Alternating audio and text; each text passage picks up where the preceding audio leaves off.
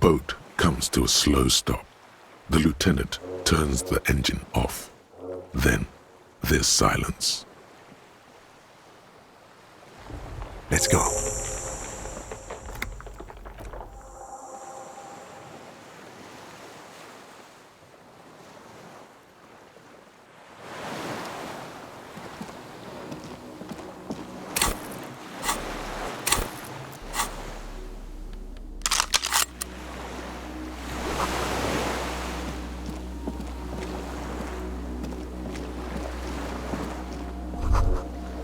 The chain trails off into the ocean, connecting the island to the supply depot on the coast. Ah, yes, so it seems. For bringing munitions to the island, maybe? And supplies? You could also lock the bay when you raise the chain. As a defensive measure, locking off that side of the bay. From enemies of the commune of Revachol. This sea fort was a revolutionary fortification, I believe.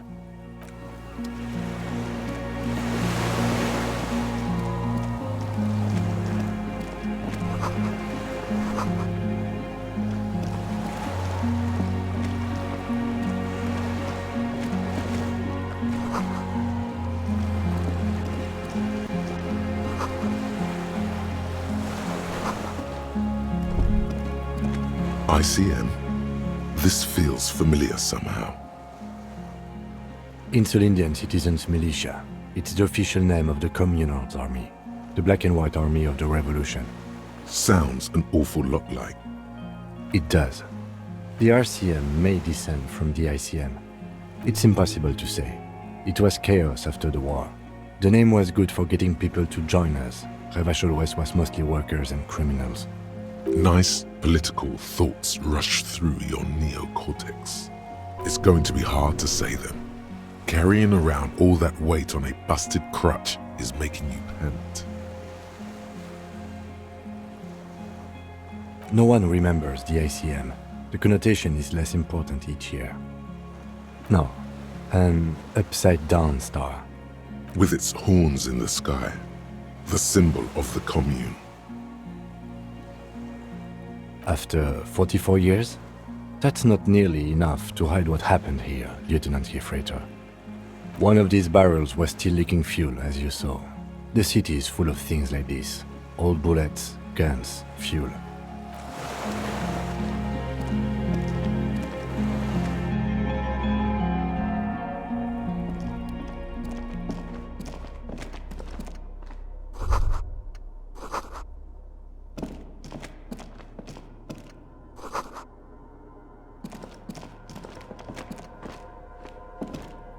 An old cylindrical generator is nested above the ammo lift, with makeshift electrical wiring running out of its side and across the floor. The cables disappear into the wall to your right.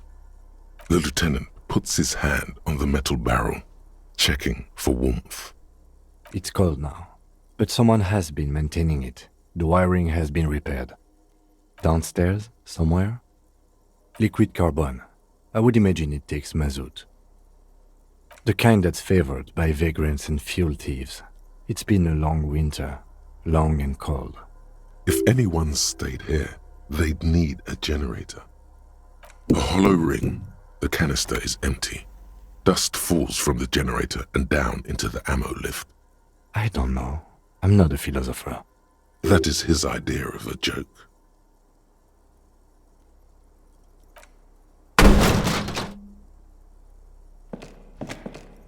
He nods approvingly. He even smiles. The wind outside picks up suddenly. With a faint howl, inside it's warm.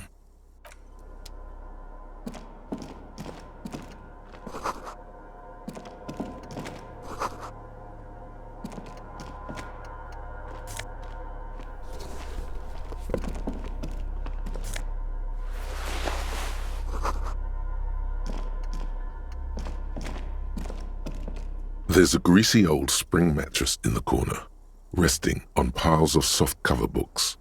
White linen and a pillow are visible under a worn-out caracal blanket.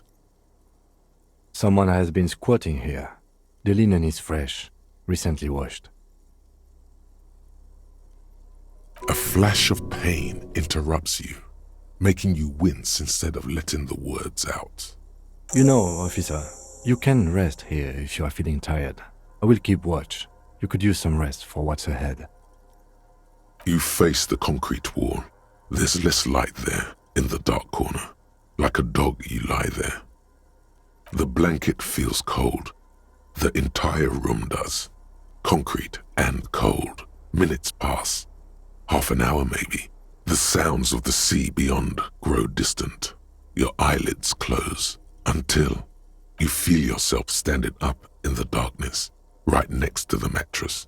Slowly, the world begins to hatch from the blackness. It's evening. Sleep.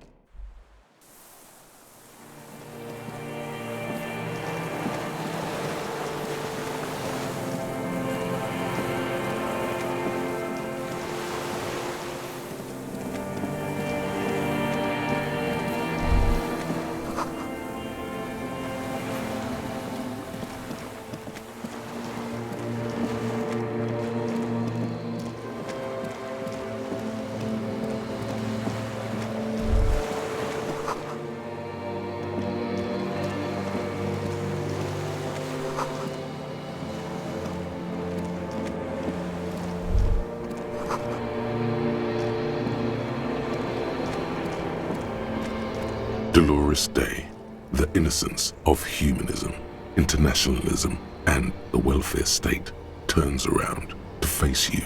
She has an airship airbag in her hand. She seems to be in a hurry. Okay, don't say you need to talk right away. Melt the ice first. This way you're already talking. But you don't even want to talk to her. She would only be cold and mean. Let her go. Let her go? This is the holy queen of the territories of Muindi and Insulinda. Think of the historic knowledge we could glean. This is a once-in-a-lifetime opportunity to win her back. Win her back? How does that fit in here? And what is the Holy Suzerain doing here anyway? Just my scepter, my globe crucigere, a spare silk gown, a toothbrush, travel documents, the crown of immortality. She looks at the suitcase, not knowing what more to say. Then, over her shoulder. Anyway, I'm going to Morova, to live there in Grad. It's 1 million kilometers away, Harry. Might as well be another lifetime. No, Harry. No. I don't want a massive, epic showdown. I want to go to the aerodrome. I have tickets for the 10:20 flight to Morova. Really, we don't have anything to talk about anymore. Every combination of words has been played out. The atoms don't form us anymore. Us. our love, our unborn daughters. It's all gone. I have to go to the aerodrome. I have to leave Ravachol and you. And you have to be alone. In hell. Forever. That's just the way it is. Oh God, whatever you do, don't try to kiss her yet.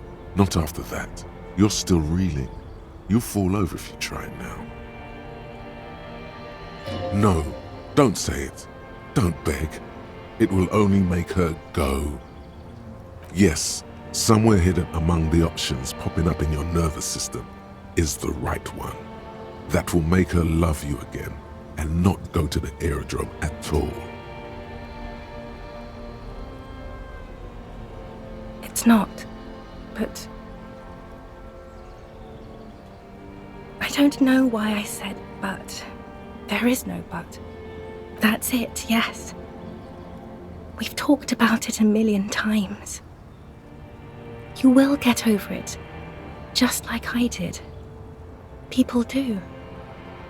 Things will get good for you again. Where in hell? Stop. You're only making it worse for him. You never help with anything. It just takes some time. For you, I think it will take something like 20 years, maybe? It was hard for me too, you know? I used to think I couldn't live without you. But I can. She keeps her shoulders squared and her back straight, but it's clear you're still making her sad.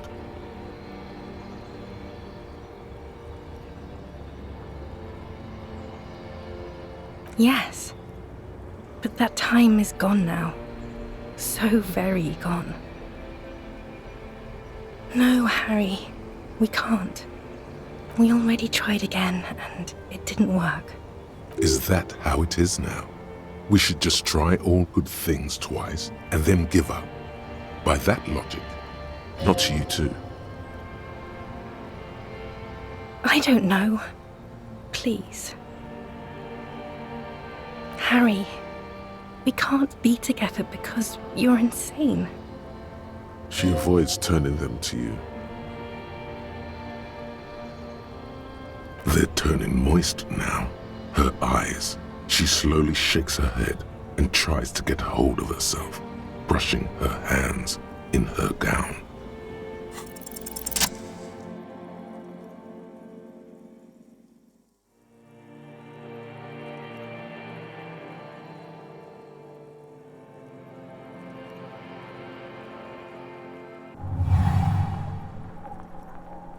With your feet trembling from the steps you took, tepid and fearful, you stand against her, her body close to you, radiating warmth. With your eyes closed, you move your lips on her mouth. She is not kissing you back.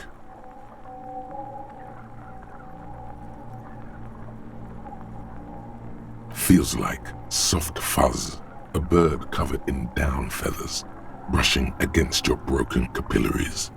The world's most precious material, reserved for those she lets close enough to feel it. You are stealing a touch. It's not yours to take. The delicate wreath on her forehead pressing into your temple.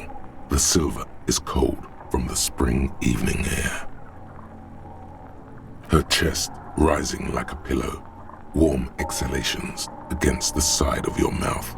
Her tender soul moving through her lungs. Nothing, just pillows against you. Unresponsive, but for the taste of apricots. The moment is ending. She is going to move her face away from yours.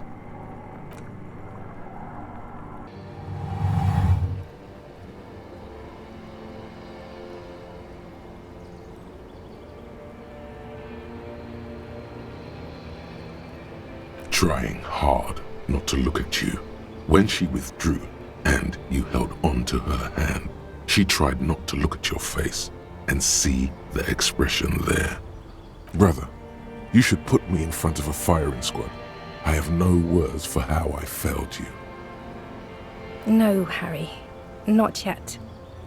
There is one more thing you have to see. I'm pregnant. You know what this means. Of course not. I terminated yours. Don't you remember? You poor fuck. Poverty-stricken fuck. Now, go ahead. Ask me more questions. Let's talk about something else.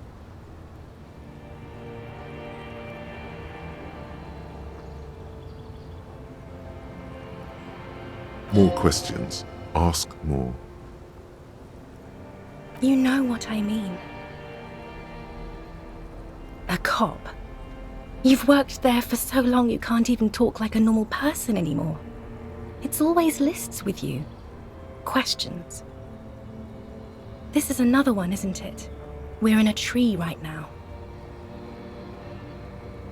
It's not just the lists or trees or whatever. You get sad, Harry. Too sad. People can't get that sad. It's impossible to watch. Other people get sad too, but not like you. You stay down for too long. You only communicated with encyclopedic trivia. I was so alone. In conclusion, you're ill. You're an old, insane man. And you have to be in hell until the end of your life. And I have to go to Morova. Nothing. I have to go. I'm gonna go now. I was wrong. You don't have power over her anymore. You shouldn't have said that. I am wrong about everything. You should go on without me. That was someone else. I betrayed her, overwrote her, and I'm happier for it. And I'm really going now. The time is up. I must be on the 10:20 flight. Yes. I won't see you, but you will see me. Oh, Harry. This is a dream. Can't you see? I'm already in Morova by now. Who knows how long ago this happened? A year? 2? 5 years ago? Right here, tomorrow night. Once this dream starts happening, it keeps happening. 3 times a week, at least. And Harry, it really, really looks like it started happening again. There's the video rental. I'm suffocatingly beautiful and young, and I smell of tutti frutti chewing gum, like I did that time when I asked you for forgiveness, after leaving you the first time, so long ago. Oh yes, this is real darkness. It's not death or war or child molestation. Real darkness has love for a face. The first death is in the heart, Harry.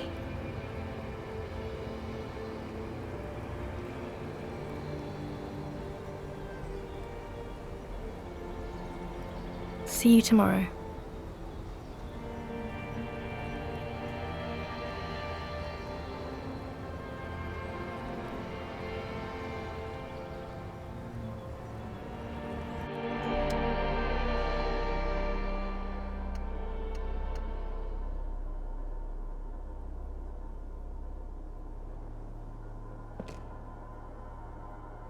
You're up quick.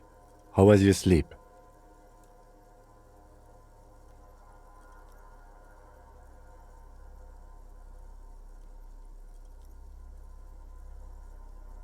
I did not want to wake you. Perhaps I should have? Was it a job dream? The lieutenant nods solemnly. I understand. We've all been through similar things. It can be overcome.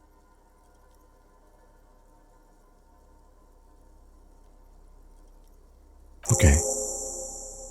He's still worried. You must have really thrashed and squealed in your sleep.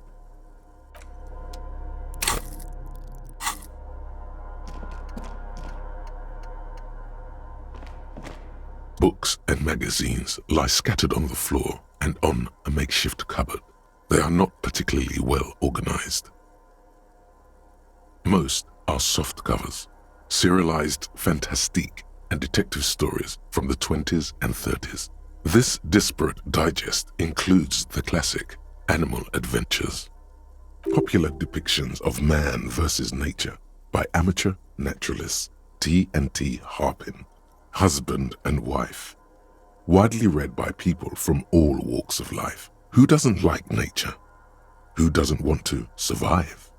Among what is mostly commercial fiction and serialized stories, you find a magazine cathodique for electrical engineering. Then it's back to pulp, light erotica, an international thriller about circuit benders. Someone's made themselves a home.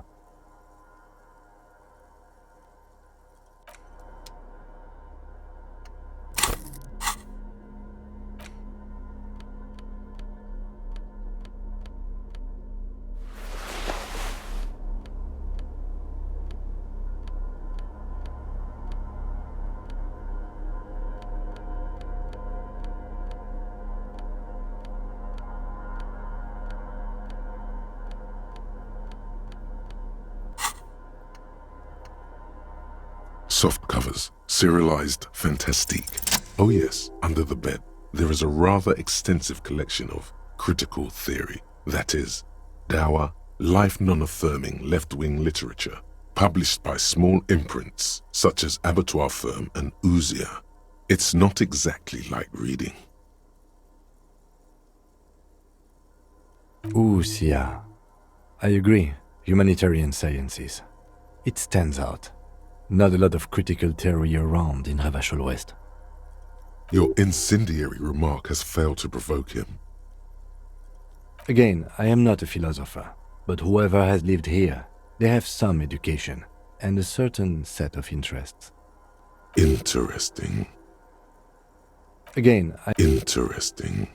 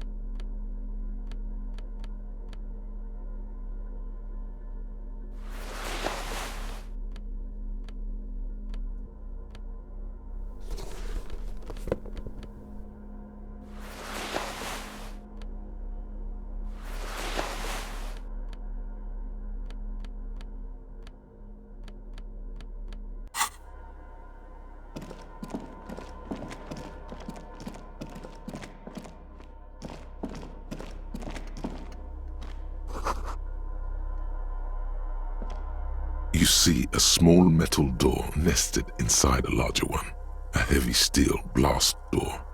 There is a conventional keyhole above the handle. It's very small. another part of the island, probably. The lock looks like it could still be usable. Maybe this is one of the doors we don't open? He's right. It would be better to open its big brother. A powerful engine hangs under the ceiling. It must control the blast door. I think there's a console just southeast. Let's look around. Getting the blast door open seems like the best plan.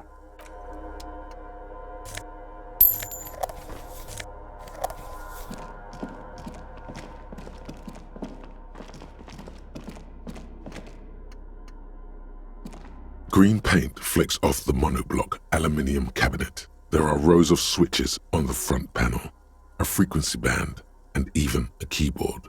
The keys rattle like teeth. This keyboard hasn't been functional in decades. The console of an antique computation device. The generator upstairs, with wires coming out, they terminate here. Possibly. Urgence, ouvert, allumé, radiodiffusé. It sounds like this device was used to control the electronics here. Maybe it still does. This device was used to control the electronics in the room. It could open doors, control lights, function as a radio computer. Nothing happens. The dial slides under the glass, silently. You make out defunct stations on the UKV frequency. The words, Feld Insula, are written on the band. An idea lights up in your head.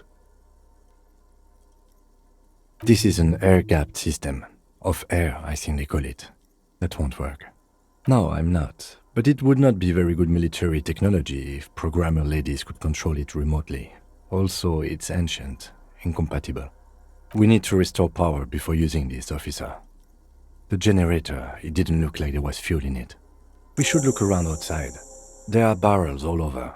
Maybe one of them still has something in it. The boat engine.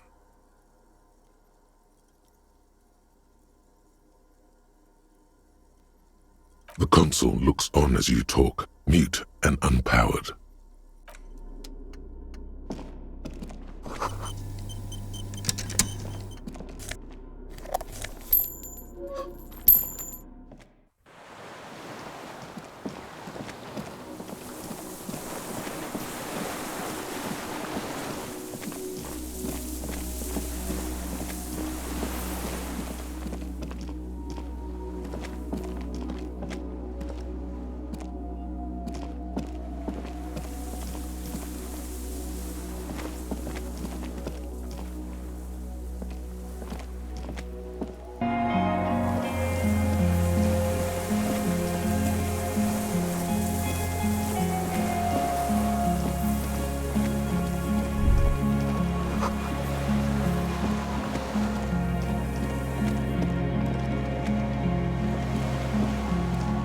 There's a rain-soaked mattress on a concrete slab, only half covered by the crumbling roof. At the head of it, double embrasures, firing slits like two eyes in the wall. This looks like a good place to aim from. A single-person mattress, modern, civilian use. Brand name, Marjorie. There's a fuel stain on the cover, along with cigarette burns. A good place to hide. Cozy. Relatively safe from the rain.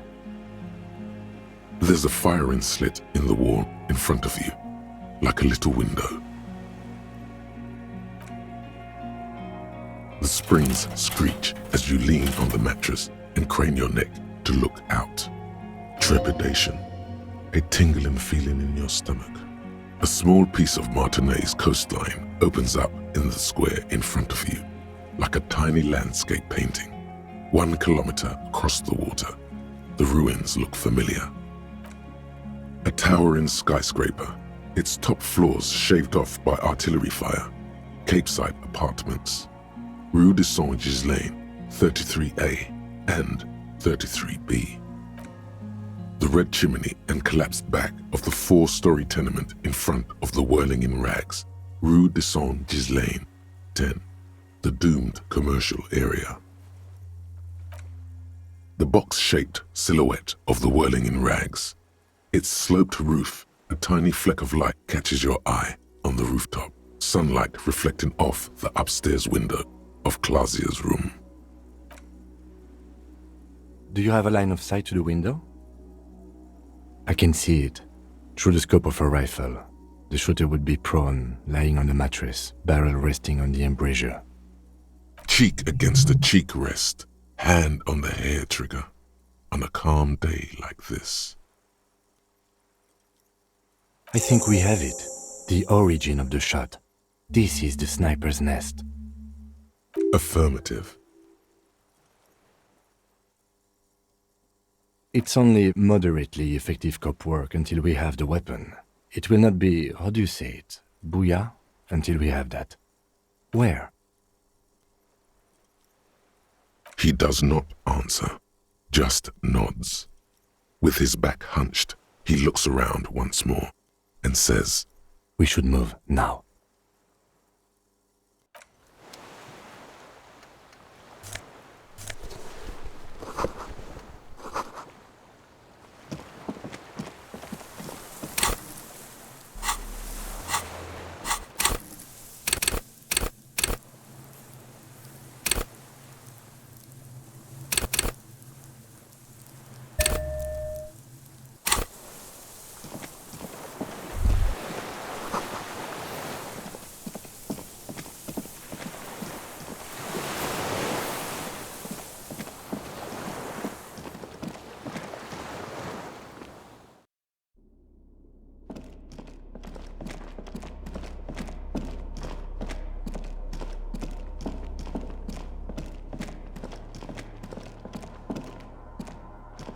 This old cylindrical generator waits with its fuel cap open.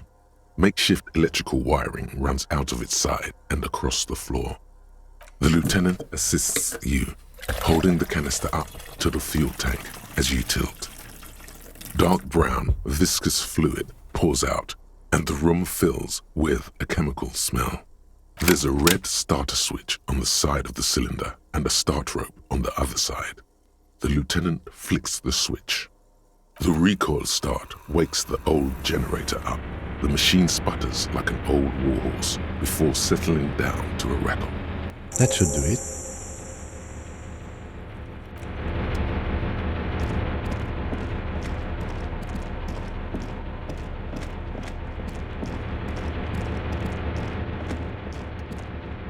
A dim golden glow. It's on.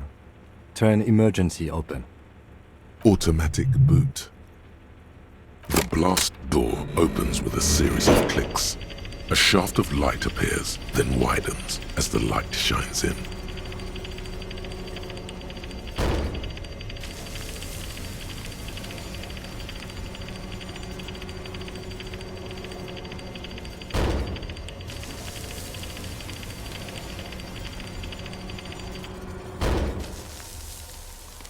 After you.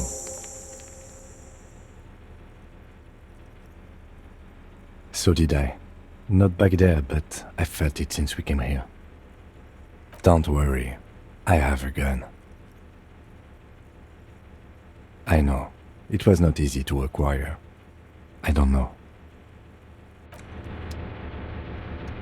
A dim golden glow. The lighting in the room turns on with a sizzle, a dim ambient orange.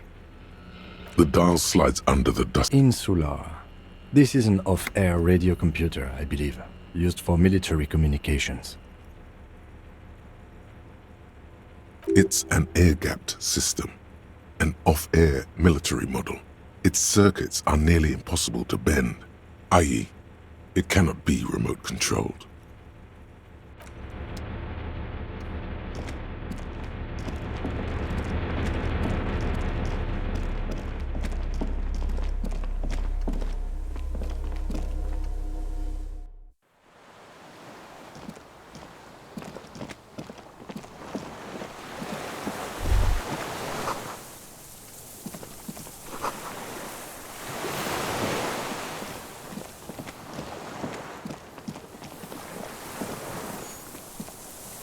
An old man, wearing tracksuit trousers, leans on the frame stock of his rifle. He gathers a big ball of spit in his mouth, then spits it out into the extinguished fire before him. He raises his black eyes, hooded by creased eyelids, to meet yours. He's practically tearing up from spite. Hatred got the best of him a long time ago. This man hates everything. The what now? I can't hear you. I may have. All sorts of little rats have come sniffing around, trying to give up the position. Fire guy. Regressive bourgeoisie henchman. Can't even talk like a grown-up. I did. And you opened it. How? I should have burned that console down. Reactionary rock and roll music. Playing on the water. Told you we shouldn't play sad FM. The fascists were right about rock and roll. It is degenerate. Hip gyrating mental illness music. It's not nice. It's a piece of shit. But it gets the job done. It's a Triangong 446. Southeast Samaran made, exotic, must be defunct too. No modern rifle manufacturer of that name springs to mind. A Samaran rifle. How did you get hold of one? It was sent to us by our brothers in the Signal commune. Military aid. It has stayed true to him. He can still make it sing. You heard me. It's good now, like chalk wiped from the board. He's right. Almost no one remembers there was a third metastasis of the world revolution in the Saffrey Empire, extinguished in '06. They wouldn't like hearing their name in your mouth. Damn dog. Yes, I bet you've killed a lot of people with it. You fascist fuck. Have you come to make me one of them? We have come to ask you questions, nothing more. If you do not comply, we will take you in. Do you understand?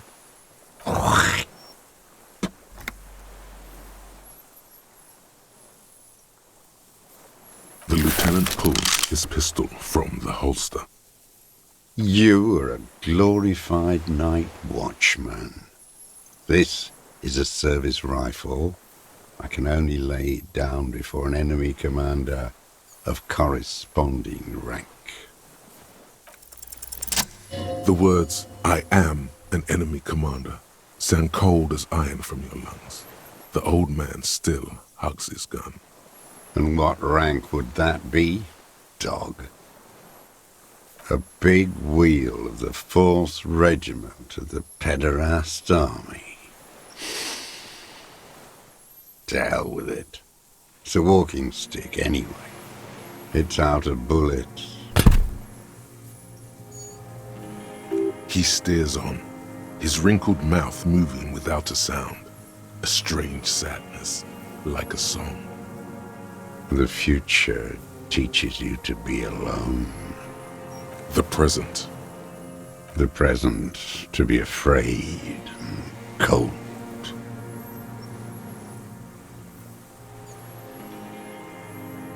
Real music.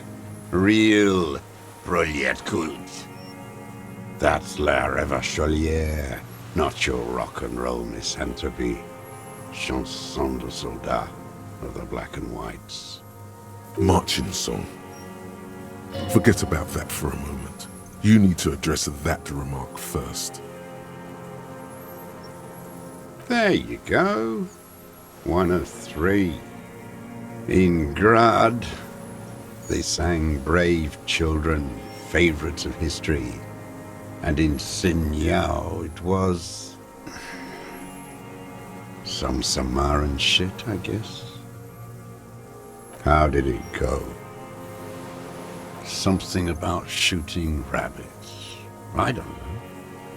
I can't remember. It doesn't matter. It's gone now. His gaze follows your motions. The rifle feels surprisingly light in your hand. Frame stocked and patched in places with tape and wire. The rifle's in a shabby state, like a crutch that's seen too much travel. Hieroglyphs are embossed into the forearm, made of walnut. On the butt, you see Vespertine writing, burnt into the wood. Triangon, 4.46mm, made in Sinyao. Worn, personalized even.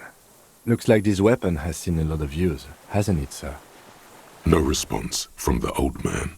The plastic cape around his shoulders rustles in a small bout of wind. Jacketed, military-grade ammunition. Stable in flight. Good for hitting something that's very, very far away. As he speaks, he stresses every word. He's liking this. The old man keeps following your motion with his gaze. His right arm twitches suddenly. This looked very much like the murder weapon. It could be used against him to get a confession in time. My name is Josef Lilianovich Dross, Political Commissar of the 114th Anti-Aircraft Division of the 4th Army of the Commune of Revachol. I am a deserter, a partisan, and a prisoner of war. This is my termless surrender. The commune of Revachol? Do you mean the ICM? You're a holdover from the...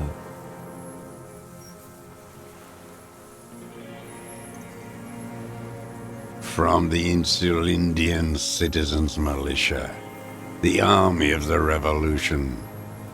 I was recruited in Jamrock in '07, trained in the École de Contrôle Orient, and consigned to emergency defense duties in '08.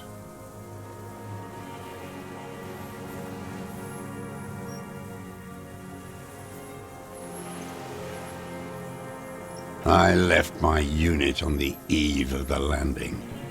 When I returned here on May 14th, the Commune had fallen.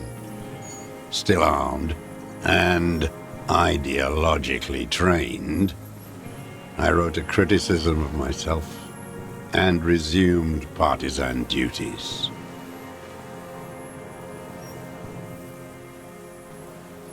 "51 minus 8 equals 43. No. I've been on other islands, too. I was in Resurrection until they turned it into a spa in '18. Then I was on E48, a nameless sound, until the sea washed over it. Then I came back here.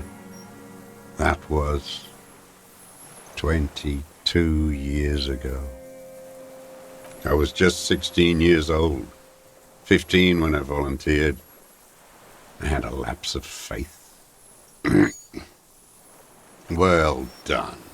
I won't explain it to a minion of capital. It's not an island, Dwat. It's a defensive fortification of the Commune of Revachol, and I am its last surviving defender.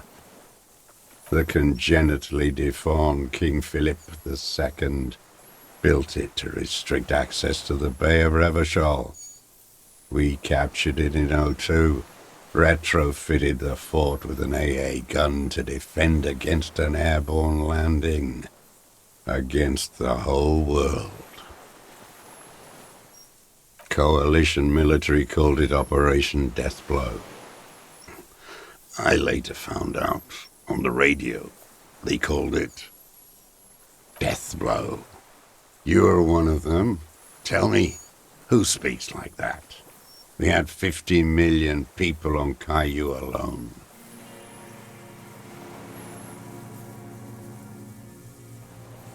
Iblis, the black-eyed angel.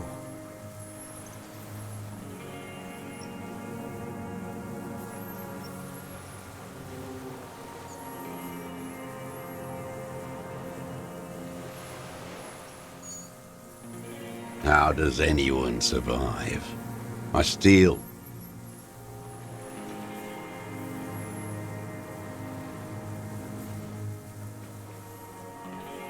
Now hold on there.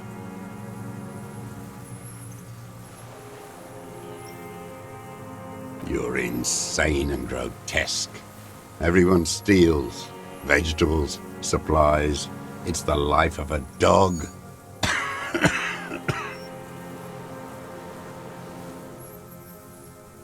How is your health, Mr. Dross? I've been throwing up blood since winter. Red, like beetroot. Been passing it in stool, too. He does seem frail, gaunt for his age, more like 75 than 65. Trouble putting on weight could mean cancer.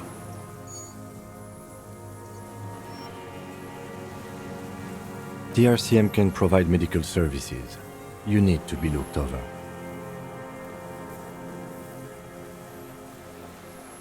I need to die. You don't have medical facilities. You have guns. That's all they give you, toy guns. I have been running out of that stuff. There's nothing to look over.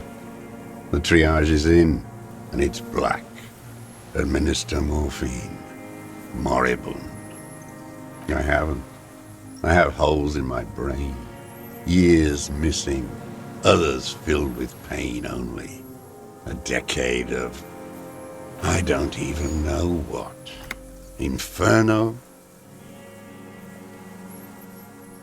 I would imagine it gets tremendously difficult, mentally, to live in isolation. Traitors. It's better alone. I watch the people of this city turn the lights back on more and more each year. Ruins, glimmering in the dark, like a fucking merry-go-round. It's disgusting. Are they not heartbroken? How could they have moved on? It was hard in the tens. I didn't have partisan training. They were searching for stragglers, those bloodhounds. Floodlights on the water at night. There were posters, campaigns. We communards still hoped, and they needed to snuff that hope out. The East capitulated. Martinez and Coal City were turned to dust. But Jamrock, Forburg, even Coron, and Boogie Street, of course. Those fucking kips had Marsov coursing through their veins. And others too. Some cordons of Revachol was still fighting. There were cells. I tried to contact them. Soon they all went silent. The frequencies dead. At night, I used a dinghy. I only went after dark then. When I got to the city, I stayed underground. Patrols, you lot, the commons too. They'd started snitching. In the city, you move underground? From bunker to bunker. Not anymore. No one cares now. I don't even have to hide. They think I'm another antisocial vagrant. I could walk straight into that town if I wanted. So you finally found it. There must have been a small squadron's worth of arms in there. Elmer Graves, right? I know. So you've been there? Sleeping. Some nights. Ammo scrounging on others. Those McGraves were shit, even before they corroded. Some had bullets in the chamber, however. You feel the dots connecting. Little dots on the map he's walked across.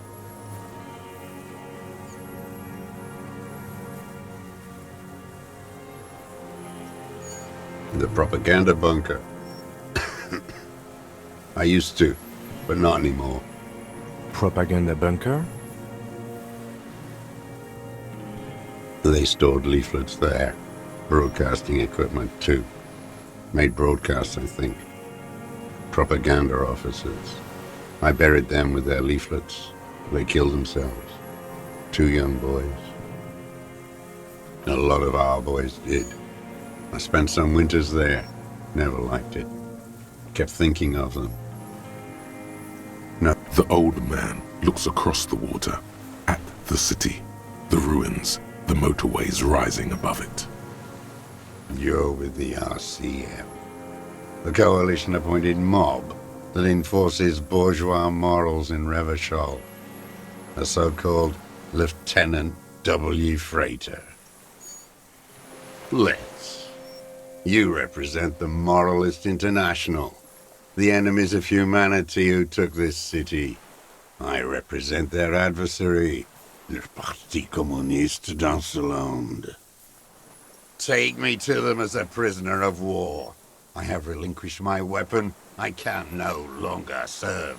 No superiors can relieve me of my duty. You bulldoze them all to a mass grave for trying to free humanity.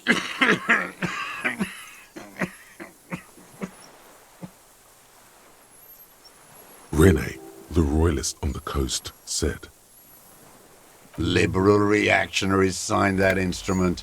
Traitors who should have been burned alive. I answer to the Communist Party. Is that part of why you've been here all this time? Because the party didn't surrender? If the party had surrendered, then it would not be the party. Honor is a feudal atavism. My motive is class. No, I am not a soldier. I am an ideological officer.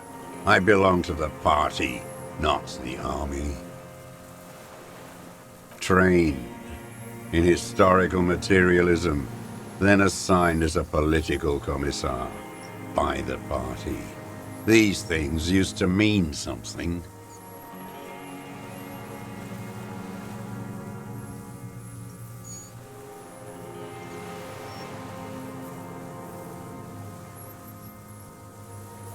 The old man does not answer. He tilts his silver head and looks at the reeds. You see a small tremor pass through his legs. His job was to assure the army answers to civilian control and follows the ideology of the Commune. Scientific communism. A commissaire politique is a night philosopher of the revolution, a future human. He nods slowly. Then another tremor.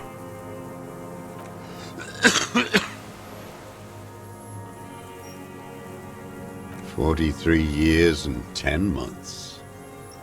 It's not how a human being should live. But I had to.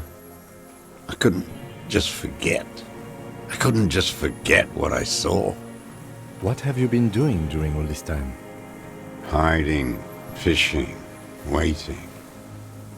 Two police officers step out of the Whirling in Rags cafeteria. Satellite officer Jean-Vic Mayer inspects giant letters across the plaza mosaic in dark red government-marked heavy fuel oil. Patrol officer Judith Minot points west. The fishing village. She glances at her watch. We meet in 15 minutes. It's a 10-minute walk. The officers go, leaving behind the writing, still smelling of petroleum. One day, it says, I will return to your side. Always waiting. For her to return. Her who? Girl, child, revolution. They have you. The material base for an uprising has eroded. The working class has betrayed mankind and themselves. The historic opportunity for a revolution has passed. It will not come back anymore, however hard I try. There's nothing serious in this world. It's a farce. I've used it for killing people. Killing people? It's a gun. That's what they're for. You want a moralist euphemism? Defending your family and your property. I haven't done that. I've used it to kill people. Interesting. During or after the war? There is no after the war. Class war is never over. So he's continued killing after hostilities ended. Okay. Go in straight. No euphemisms. He doesn't like those. No. Be careful now. Slow and steady does it. Make him repeat it first. Don't mess this up. Remember, he wants to tell you. Get personal.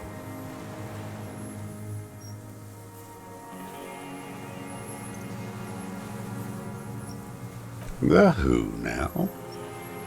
He heard you. He just wants to hear you say it again. This is dramatic flair on his part. Right choice. We're in. Do it, sire. Oh yes, that one. Ugly piece of work, that boy. Did you kill him? I am a son of a welder and an officer of the Commune of Revachol. I do not collaborate with murderers and pederasts of the liberal regime. Exhaust him with proof. Pile it all on him. Get a confession. The gun. The murder weapon is the perfect opener. The scent of blood in the air. But what else? There was something you can't remember. Something about the tracks. Suddenly, all those tracks are so confusing. Go with something else first. I saw you poking around there, looking for evidence. You're damn diligent when it comes to dead fascies. Did you like the view? You had direct visibility. There are embrasures in the concrete, specifically meant for a top follower to use. And you had a long-range rifle in your possession. You've been here a long time, Mr. Druss. Too long. You clearly need medical aid. I'm ready to die. I've done my part. He's practically admitting to it. Dead fascists for fascists. Done his part. You're sad for your fascia brother, aren't you? One twig got broken. Now the others are sad. Almost. He almost burst out there. Keep piling arguments. Anything. Wait, here it comes. The goddamn Maybells. The dried Maybells on Clausia's roof. There were Maybells in the grass when you got here. They're revolutionary symbols from the war. Wait, don't forget the footprints. The diagonal prints in the dust in the secret space behind Clausia's bedroom. Now they're gonna come up. You got it. Remember? The boot prints were like no modern soul. Everything is brands with you individualists. Who cares what brand my shoes are? Sansa... some shit. Show me the soles, please, Mr. Druss. Fucking imbecile. The maker is called Sensory. You see their V-shaped logo, but can't make out the size. These are not the unusual horizontal patterned soles you saw in the dust on the floor of the hidden room. They do, however, seem to be about the same size. The size fits, but not the sole. Sire, he doesn't have to be wearing them right now. Racking those brains, are you? Desperate to report something back to your masters? They must have really loved that dead fuck. The lieutenant gives you a quick sideways glance and nods to acknowledge. The prints were his. You can see it in those eyes. He can't keep them from flickering, looking for something. The old man stares at his own prints in the ash around the fire. Silent suddenly, some strange process within him. A gush of wind. Seagulls in the distance. More. He's gonna crack. But you need a little more. Damn Maybells. The whole island is turning white with them. He seems tender suddenly. Nostalgic even. A strange mood swing. So many this year, too? The spring is coming. No, it's already here. Wash the filth away. They blossom on the islets before we fertilize them with our blood. Resurrection was snow white in May, before they ruined it. The coast, too, before they piled their containers on top of it, filled with broken, useless trash for fat-fingered bourgeois children to play with. You must get around a lot to stay undetected all these years. Do you know any secret paths? Pinball workshops? I may. Clausia. He knows her, but hadn't heard the name. My ears don't reach the city. With the victim. Don't leave any loose ends. Get him on everything. Not a lot of guns around that use military-grade ammunition, are there? It's a real gun. Not like your little musketeer pistol. I've seen you prance around with that, jumping hoops for the liberals. You look like imbeciles. Why don't you ask them to give you real weapons? Going against automatic rifles with these toy guns. Of course you got those boys killed. Damn, he saw you. He's watched it happen. He would have a good view of the tribunal from here. It's not just empty boasting. So he saw you. Okay. So what? Don't let it divert you. Like, fuck you did. You didn't handle anything. I watched it happen. You let those beasts rip right into them. Got the fat kid killed. The old man, too. None of those people mean anything to you. The vultures feed on this city, and you prepare the meal for them. You're getting diverted. Push the gun. Only the gun matters. So you watched the fight. Did you like what you saw? The mayhem. It was all your doing, your plan. You got them killed. You don't know anything. You know what? You're right. I'm convinced this made the shot. Should we call it? 4.46 jacketed ammunition, modified for range. We have it. This is it. Good. This feels good, doesn't it? Tearing things up like this. When you have the murder weapon, you have the killer. Murder. You know who he was. A coalition-trained murderer. Armored and armed. He wasn't human. The blunt end of a hammer. Dripping with blood. Beating us to the ground. Moaning with joy. You hounds get so thorough when a company-trained killer dies. I haven't seen you on this coast for 40 years. You know, maybe I should have killed one sooner. Got your attention. Now you stop beating druggies and prostitutes in your basement. Now you come to investigate. Not when they die by the hundreds. This is it. Shot him. Shot him. Say shot him, not killed him. Oh, the inhumanity. One paramilitary less in Revachol. The lieutenant raises his right arm to hush you. Hush. He does not need to be pushed anymore. The ball is rolling. I had them in my sights. Both of them. Him and the whore. I was breathing with them, in phase, and I pulled the trigger and flew on the air until I landed in his mouth.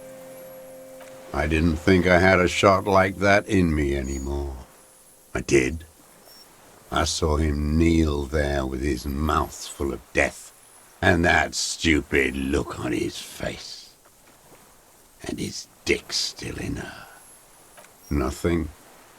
I went to sleep. Next morning there were Maybells everywhere. The world was white, or what's left of it anyway. My last spring here. I knew the fascists would come to avenge their own. And so they did. Mr. Dross, are you aware you're confessing to murder? Yes. And you were looking at them, the victim and a young woman, having sex, through the scope of your rifle that night, before you shot him?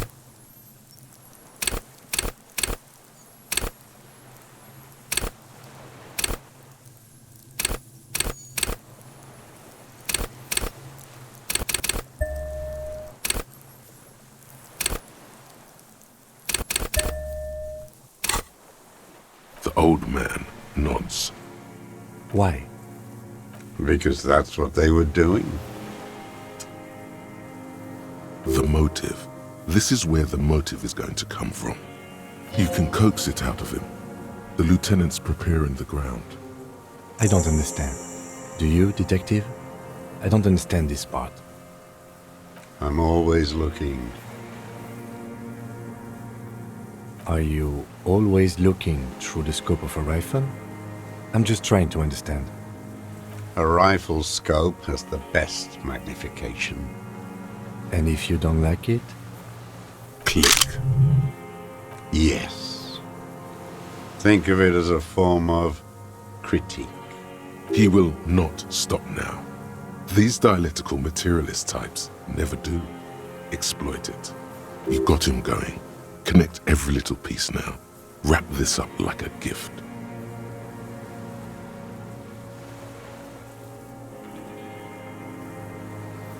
Them fucking. I didn't like that. Jealousy is a reactionary concept. I didn't like the Reaver enjoying himself, drugged out, soothed in the arms of a young woman. I wanted him to die so he could not enjoy life anymore. And I wanted to see his head explode. That too. She should know better than to hold a child murderer between her thighs. I knew he'd be there for one more second, writhing. That's all it takes for the bullet to reach his head. Now that I think of it, I wasn't aiming for his mouth. I wanted his brains to spill out on her. But you can't have everything. He wants to see her covered in blood. To punish her. She practically breastfed that man. You wouldn't believe the things she let him do to her. You stare at them too. In your mind, her innocence day still turns to leaf. Airport bag in hand, silks flowing in her wake. It's no good, Harry. Her voice rings in the evening air. It smells of burning buildings. The old man raises his gaze. Something glimmers in the corner of his black eye. A bitter taste on his tongue. Since she came to Martinez, I saw her sneaking in the reeds early in the morning, behind the Fell building. It was dark, still winter. She didn't have her skimpy outfit on then, just a spot in the night, moving. Past the Fell building on the coast? What was she doing there? Hiding something in the water. She had a fag after she'd done it. I was up in the ruins there. She couldn't see me, but I could see her, smoking. She was nervous, but not scared. Her passport and tickets to Villiers, and from there to Cachet Brut. In the free state of Seminine, hidden away at the edge of the earth, near the Pale. After she was gone, Did you keep what was in it? When we found the submersible, it was empty. no. Why would I do that? I didn't need tickets to Villiers. I'd put them back. If I wanted to extort someone, I'd do better. This implies that he's thought about extorting her. Also, a little inconsistency here. He was surprised to hear her name Clausia before. Would he not have seen it on the documents? You didn't say Clausia in there.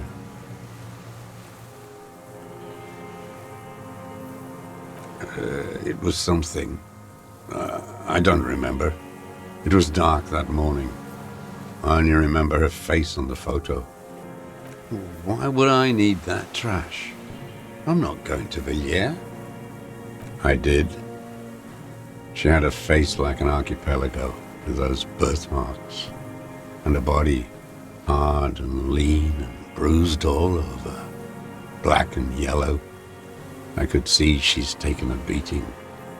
I could see who she was, too. A spook, on the run. Revachol's the cloaca of capital now. All the bagmen and arms dealers end up here to do drugs and have sex like animals. You could tell she was a spook? From the documents? She had different color hair on the photo, and glasses. Forged. Some sordid bourgeois affair. I've heard about this kind of thing on the radio. He's setting it up for you. The bruises, you can't make that out in a scope. You can't see bruises through a scope. It's just a blur. It quickly comes to you. Oh, yes. Cutting those drugs of hers into little lines with a knife. Masturbating. Did you make that hole? With a clip-point knife. Like that, too. Yes. Bending like a bow against the glass. I've been through all of Martinez. Every nook and cranny. Yes, that too. The things they did in that little room. What she'd do to feel good. Funny the way light works. You turn it on inside, and it gets so dark out, you can't see a man looking in. I learned that in the 20s, when they were still hunting me. I've seen people do some shit, but... Those two took the cake. You hear the familiar scribble of the lieutenant's pen. A quick glance at you. One more loose end down. We're doing this, detective. How did you get in there? The hidden pinball workshop. I can just walk in there now after a good wash. I told you, they think I'm an antisocial. Closing hour is a good time. The kitchen's empty. You had to open the steel door in the kitchen? How? I got that open a long time ago. Some bourgeois game merchant lived there. I don't know, 15 years ago. He left spare keys all over, and I took one. Then I saw her turn the light on one night in my scope. Andy found use for it. A spare key, like the one hanging behind the Union Box window. There's nothing to hold on to. Only this. It's not enough. Man needs to feel something else. In this fight, it helps if you have your eye on something there. It's weakness, I know. No. I don't really know. I was there one night and she was crying, like a child, in the corner of her room on the floor, like she does sometimes. The day after I killed him. Yes, I don't know why I do the things I do anymore. Neither does he. He lowers his head, like a sunflower on a withered stalk. In the silence, the lieutenant draws a line in his notes, then nods at you once more. One more down. Her. The lieutenant nods at you in acknowledgement. That's it. Motive. We have it. Where is she, that Clasier? I haven't seen her there for days. Safe and sound, sire. Surely you have not misplaced the witness. I know she's gone. Locked up, or on the run. She kept staring into the scope, you know. In the end, this last week, at the fort, like she knew. Like she knew I was here. It doesn't matter. He knew she knows. She was looking at the island, figuring it out, day by day, cigarette by cigarette. We could get more. We've got him talking. Who knows what he's seen and done over the years? You could get more out of him. He likes talking. Enough. Take him in. Bend his arms behind his back and end this.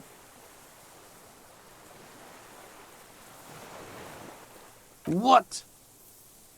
But you said I would be taken to the... Your Wayfarer rights have been suspended. Information provided to the officers on the scene will be used against you by the prosecution. You will be given legal counsel within 1 week and must face court in 44 days. Do you understand? Do you understand? But... No, I don't want to.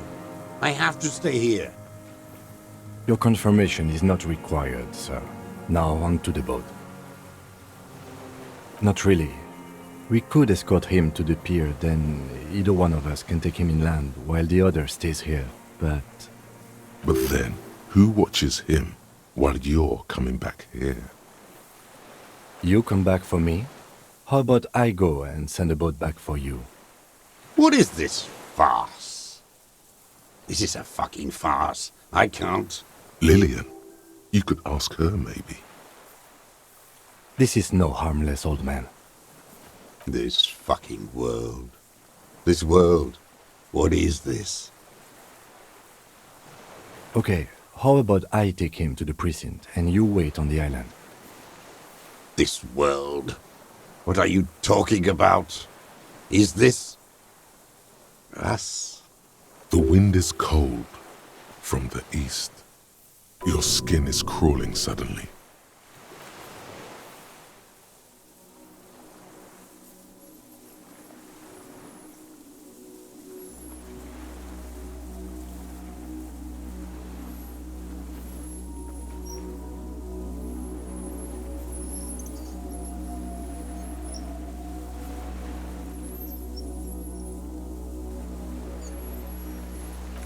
A delicate tangle of arms and legs unfolds from the reeds, limb by limb, to then just stand there, moving its scythe-like arms in ghostly silence.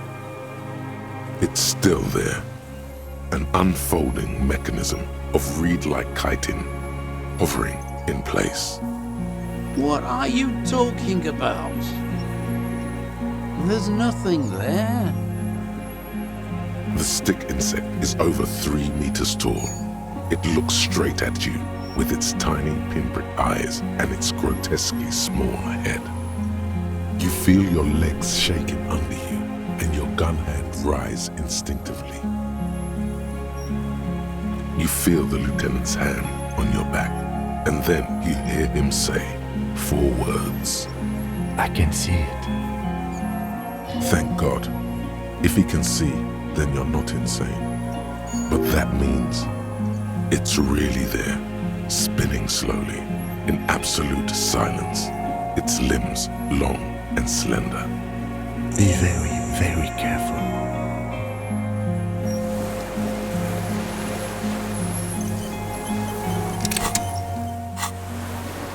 What is it?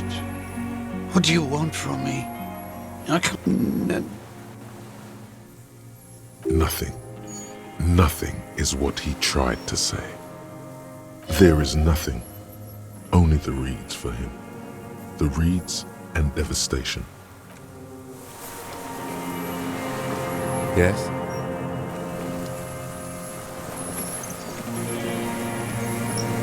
The creature stands on long stilt-like legs, antennae hanging from his head like a woman's hair, white and curled at the tips. It is no more than 5 steps away from you. Reed-like tufts stick out of its joints. As the insect moves its forearms, it produces a faint hiss, like a reel-to-reel machine spinning after the tape breaks. Slowly, with your breath held, you take 2 small steps toward the phasmid. The creature lets out a series of ultrasonic clicks that swarm around your head like swallows. Like laughter, a sort of happiness. The tracheal system on the creature's abdomen expands in front of you to take in and expel air. It's smelling you. Hissing and clicking, it extends its mandible-like antennae to greet you. You're right below it now, looking up at the colossal chitin of its white limbs. The head of the creature is crowned by reeds, and its eyes are like small droplets of water. Maybe it is real, the pheromone. About now, he is ready to believe in anything. The insect's head is crowned with reed-like scales, the shape of seed heads. They rustle as the air moves. The ventricles at its abdomen continue expanding, like lunglets, breathing you in, your sour, greasy semiochemicals on the breeze. The insect stops its stridulation, seeming to observe you. Below its crown of reeds, little pinprick eyes detect motion, glittering. The world stands still around you. As you do, the invertebrate comes to life, its limbs moving independent of each other, as if each has a mind of its own. They are white, like stalks of porcelain, knitting above you, praying to you. The reed creature does not stop its stridulations. It towers above you, parting the reeds it emerged from. Tuft-like structures still rustle on its joints. Perhaps it is preparing to eat its god. Okay. There is no change in the insect's motion while it's being aimed by the camera. It remains fixated on you. In 3. If it moves, you jump back. I'll shoot. Here we go. 3, 2, 1. The shrill flash of the camera cuts the air like the blade of a sword. The phasmid freezes in its bright light. Head turned toward the lieutenant, hypnotized by the flash. It stands frozen before you. I got it. A shudder pulses through the creature's limbs. It jolts back to life, like a record continuing where it left off, in a swaying, praying motion. Even the small black pearls of its eyes do not stray from you. Something stirs in the insect as you begin to back off. It seems to also take a step back. Something tells you the next time you engage and disengage, it will probably flee. The arthropod follows you with its antennae. As you back off, the cracks and hisses of the tape that's come to its end grow more distant.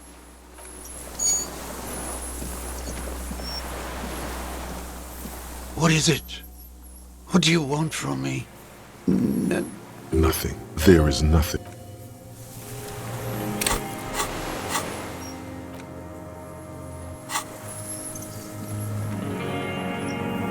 Hissing and clicking, the arthropod extends no reply. A total ancient silence comes from its mouth, along with what appears to be some kind of foam. The stridulations of its limbs continue all around you. You were right. Little bubbles form on the mouth parts of the creature, on its segmented lower lip. It looks to be foaming, slowly.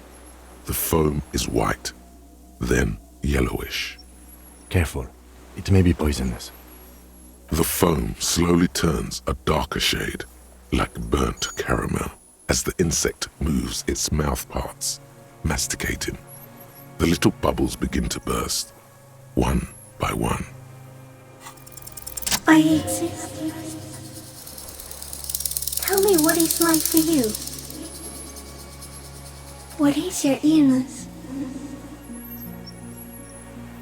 For me, it is not like that. I have states, not the emotions. For example, I experience excitement and unexpected sugar rewards. But that is not important. Now I will tell you how it is for me. For me, it is a series of half-lit images, a kind of darkness, being intruded upon, transient, dim, moist. Shapes of plants and animals, and internal sensations. A swarm of sounds, tiny vibrations on the inside of my forearms. All speak of complexities totally beyond my understanding. I am at the end of a narrow funnel, weightless, so light, it only feels like something to be me. In truth, perhaps I'm nothing. I certainly do not have a soul, and if I did, it would never ache. Are you sure? Sometimes, when molting, I will grow a lost limb, One time something went wrong and a small leg replaced the missing antenna. Yes, the leg tried to move around independently, making it hard to walk. Yes, thankfully someone aided. The next time I molded, I grew an antenna again. So am I. I was born to detect sucrose rewards and semiochemicals. What were you born to detect? Yes, no one detected me for such a long time. For thousands of years, I dithered, out of sight, trapped myself in greenery. No one believed I exist, almost no one, until you came, detective, dripping off blood that smells like strawberries, across the calm sea, the first in 1,000 years. I am an unknown species of the order Phantasmodia, endemic to the Insulandian Insula. For the last 350 years, I have hidden in plain sight, masquerading as the reeds, molding, cloning myself, unfolding at night to play with trash bins and boys. I went unnoticed by the first settlers and the land surveyors of the suzerain, also by the soldiers of the revolution and officials of the occupation. Even the Samanese islanders who came here first, but did not stay, have not seen me. I have stayed hidden through 4 forms of government and 2 scientific revolutions, until I was accidentally discovered by a detective of the citizen militia in Reverchol, district of Martinez, March 51. No, you are the miracle. The moral of our encounter is, I am a relatively medium life form, while you are extreme, all-engulfing madness, a volatile simian nervous system, ominously new to the planet. The Pale too came with you. No one remembers it before you. The Nidarians do not. The radially symmetrics do not. There is an almost unanimous agreement between the birds and the plants that you are going to destroy us all. You are a violent and irrepressible miracle. The vacuum of cosmos and the stars burning in it are afraid of you. Give me enough time, you will wipe us all out and replace us with nothing. Just by accident. We suspect it will be something like the oxygen holocaust that wiped out anaerobic life 2.6 billion years ago, when organisms first started breathing. Only much worse. Instead of air, you exhale thoughts. There are no trees that eat thoughts.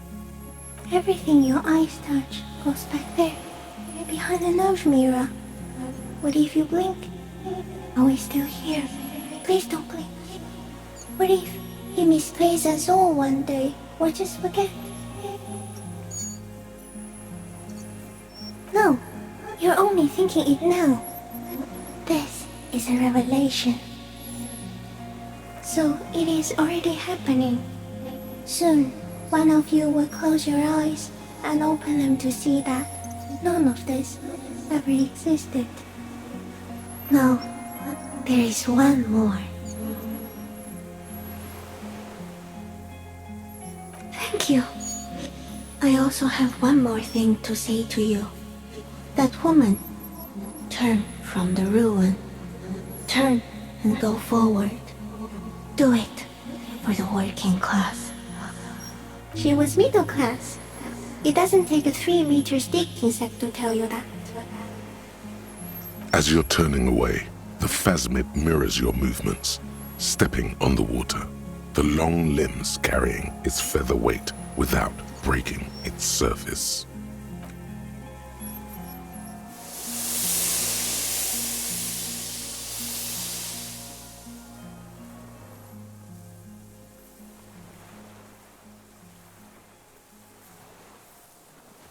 And just like that, it's gone, skating away across the sea's calm mirror like a skipping stone, leaving nothing but circles on the water.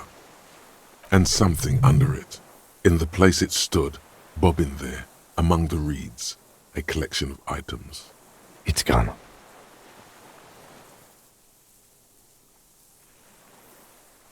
Looks like a nest of some sort. We should have a look. What now? In some kind of strange, semi-catatonic state. Our suspect is not looking so good. We need to check on him.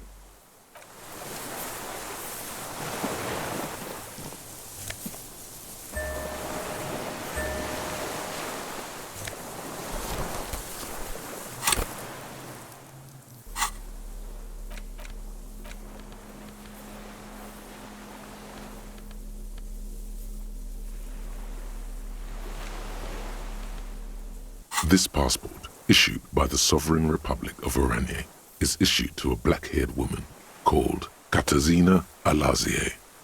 Classia's hidden documents. From the MT boy. It's Klasia, with short black hair and glasses. She looks boyish, younger somehow. An old photo, before life came and did what it does. Maybe our man, Mr. Dross, took it from Classia's, or whatever her name was, hiding place, or...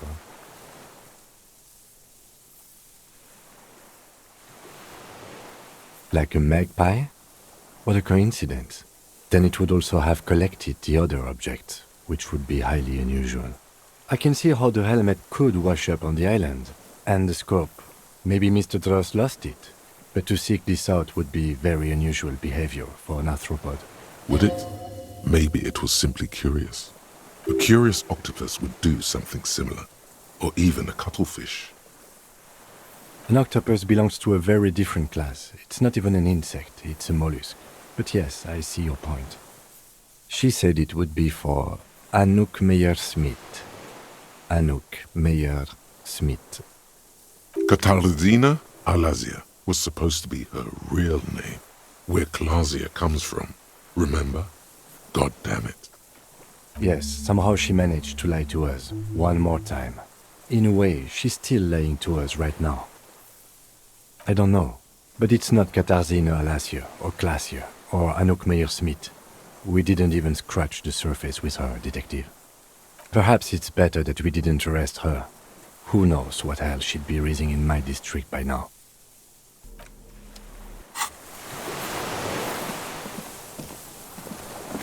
What is it? What do you want from me? I can't go. See. Mr. Dross? The man does not respond. He keeps staring, black eyes glazed over and bulging from their sockets, his gap-toothed mouth shaking, with fear and longing. A light shiver passes him, followed by nothing.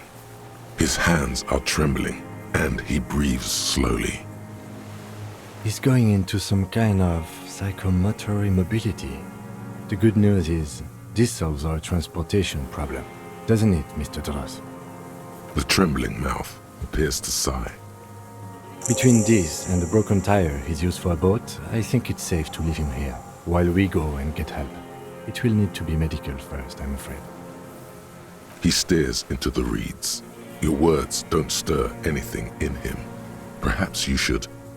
Nothing. Just dull staring. Not even rage left, wherever he is. If Kuno kicked it into the sea, as he said he did, the ebb would put it back here. This makes sense. Mr. Dross could have picked it up. Or the Phasmid even.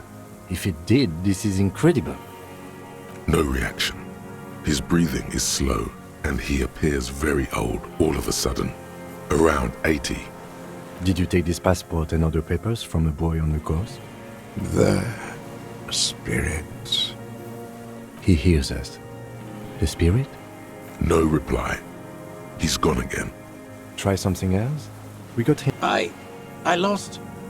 He turns his eyes to the reeds again, as he's done so many times. Beige and white stripes. He lost the scope. Then it somehow made its way over there. With the help of a magpie Phasmid? This sight is a T9, Mr. Dross. Was it attached to the rifle when you made the shot? Silence. Not even a sigh. You've gotten all you will out of this poor being. The plastic cape flaps around his face in a gust of wind. His back is slouched and his mouth open. We should think about getting back to the mainland. To get help. He'll be safe here, if we don't take too long.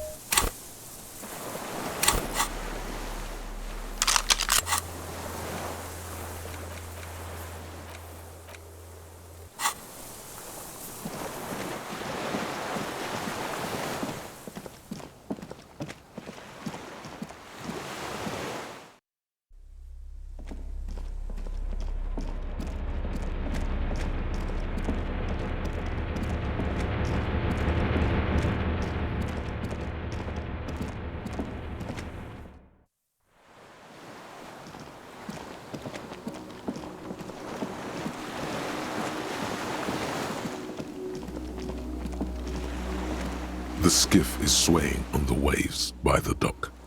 Let's. We are done here. The skiff rocks gently under your weight as you get in. The ride back is uneventful and quiet. But for the sound of conversation on the water, there is someone inland waiting for you. Two men and a woman stand on the concrete square of a nameless village, looking at a small yellow boat as it draws closer. The sea is calm. You reach the jetty and climb out of the skiff.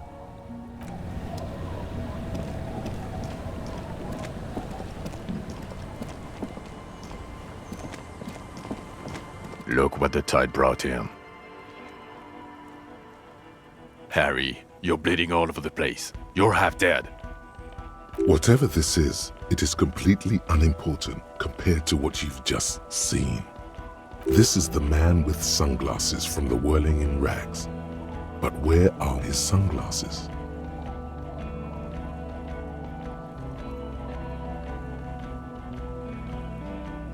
That's right. And you're bleeding. Hello, I'm Trent Heilerstam. I believe we've met on several occasions. I'm your goddamn partner, Jean Vicomar, and this is your special task force. Or what's left of it. Special Consultant Trent Heilerstam, Patrol Officer Judith Minot. Hi. We've come to scrape what's left of you off the pavement. Lieutenant Kim Kitsuragi, Prison 57. We've just come from the island, where our investigation led us. The scene is making even him feel as though he has to justify your actions. We might need your help with something later.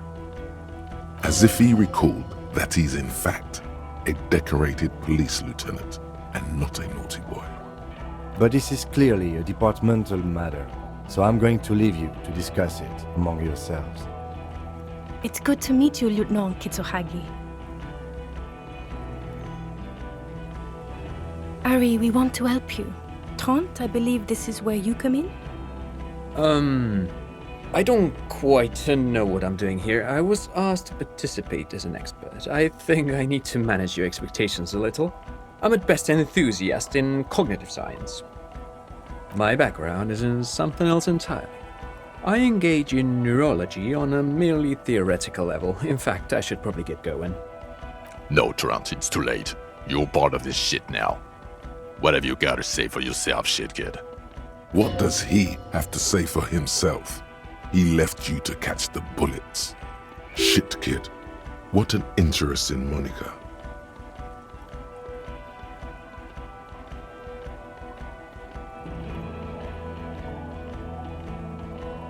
The cafeteria manager you fucked over told us where you went.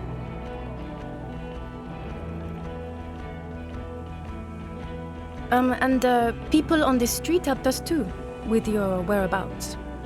You're a legend among the drunks, Harry. A legendary local drunk. Guilty as charged. I heard you'd lost your mind and your memory. I wanted to see if it was true. And it was. Good work, Harry. You're insane now. There's one less person for me and everyone else to rely on. He was too sarcastic for you to realize who he was.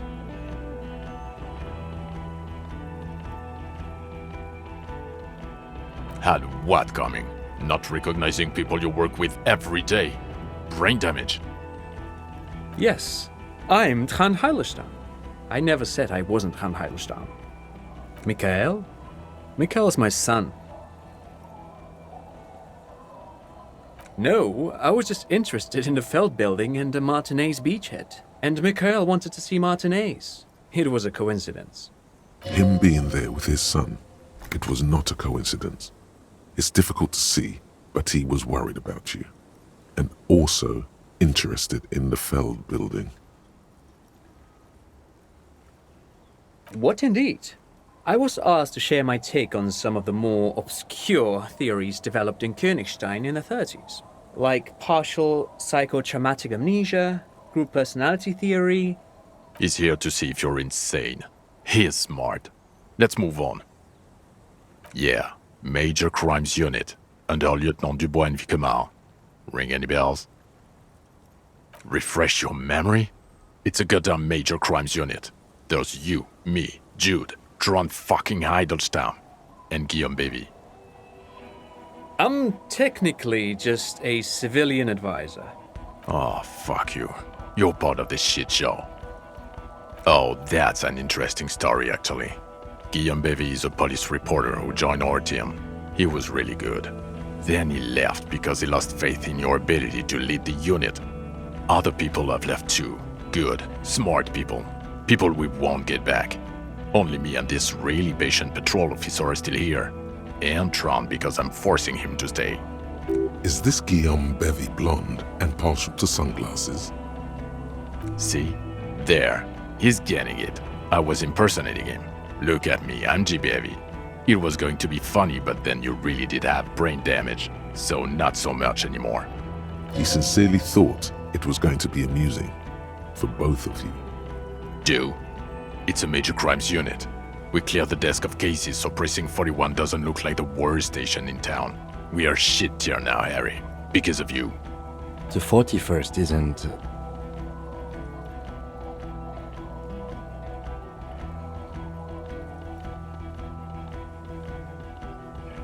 God damn it, Harry. You told us to fuck off. You said we're cramping your style. Your detective god. Fuck everything. All we burn. Detect or die.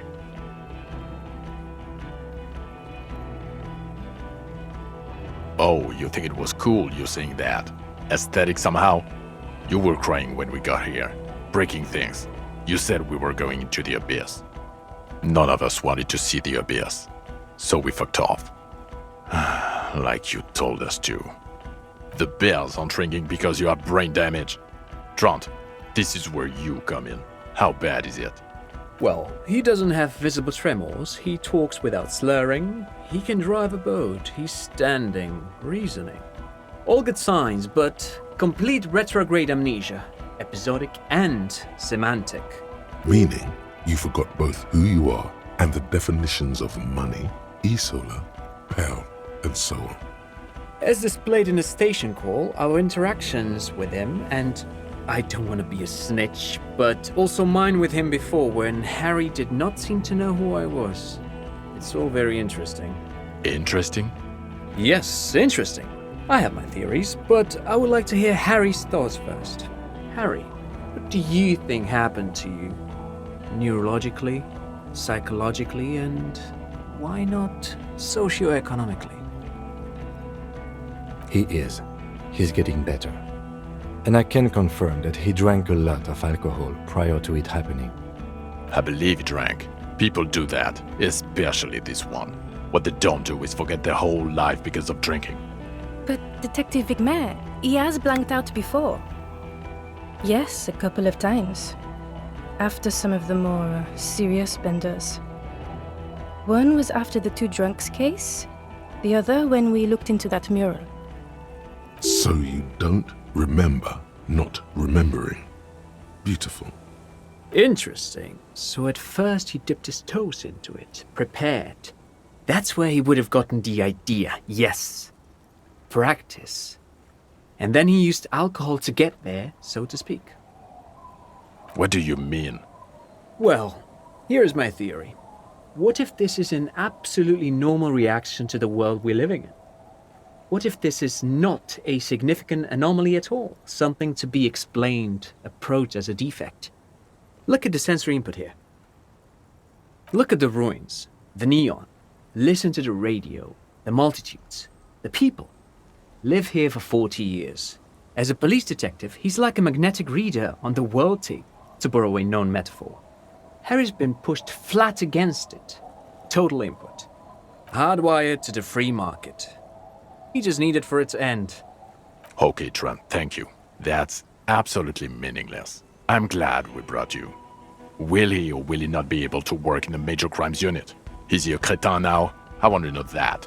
He's not a cretin, and he is able to do work. If not in his previous leadership role, then as a line detective. Leadership, now. No one even mentioned that. I misphrased my question. It should have been, is he able to put his clothes on and use the body? Or do we need to get him on a disability pension? Now nothing. Now we're just going to stand here. No, now we discuss that. What the fuck did you do to a motor carriage? Why is it there, Harry? Lie. Just bide your time. Ask something, then lie.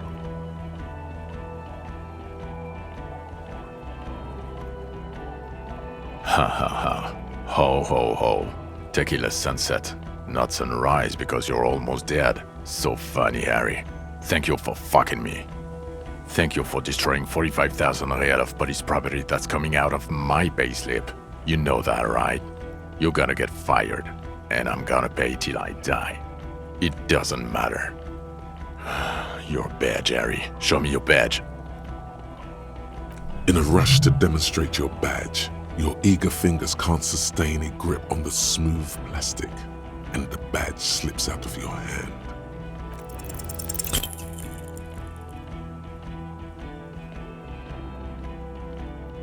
You juggle the badge for a second, unsuccessfully, and it lands on the ground some 2 meters away. Ouch! You strained your elbow trying to catch that stupid thing. Damn it. He found it. He found it, Jean. It's his badge. And your gun? As if having your badge and gun are natural states, not achievements. What is it with all these material objects?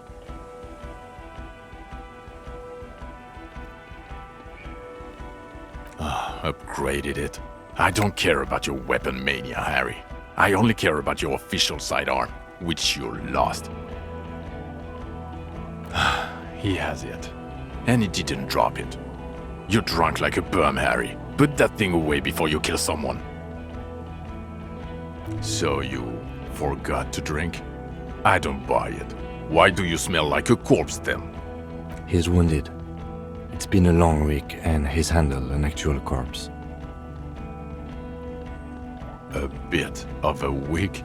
You're drunk, and you let a suspect escape, a certain Clasier, because you were too drunk to assess a flight risk. We've read the reports, Sari. Lieutenant Kitsuragis. We know.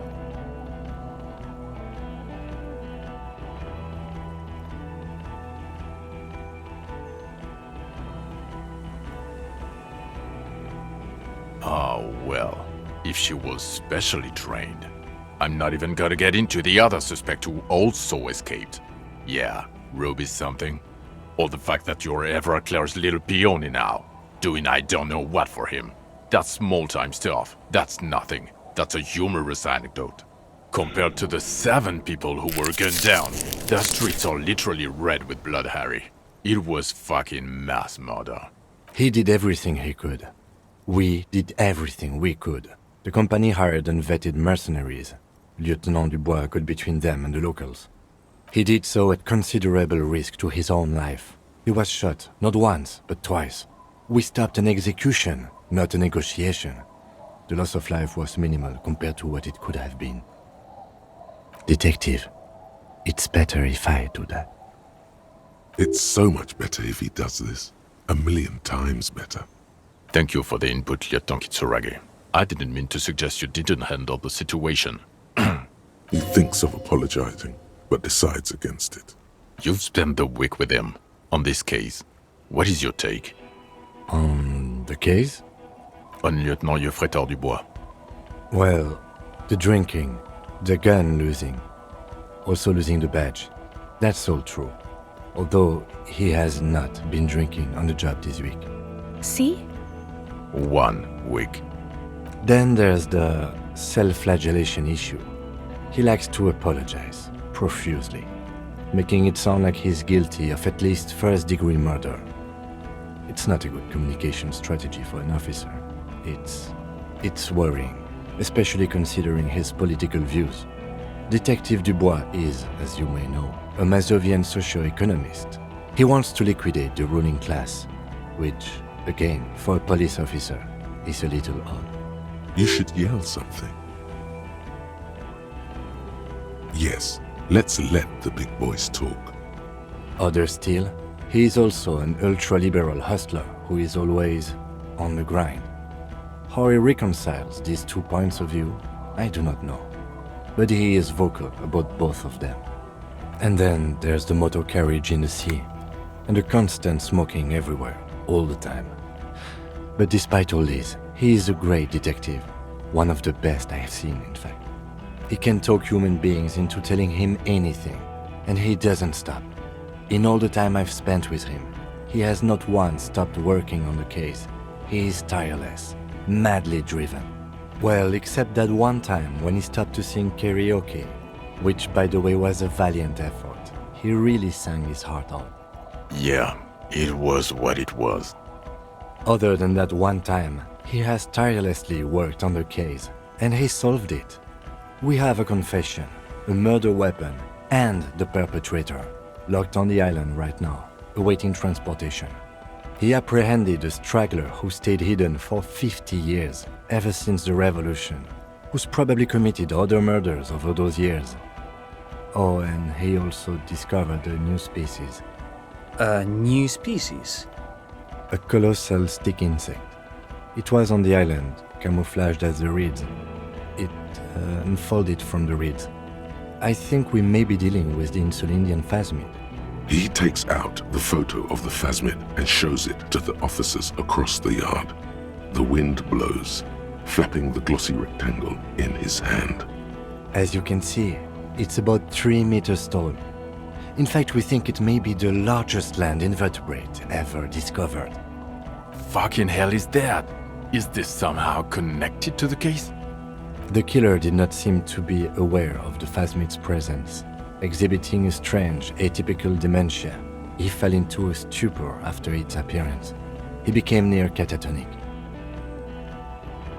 So it is connected.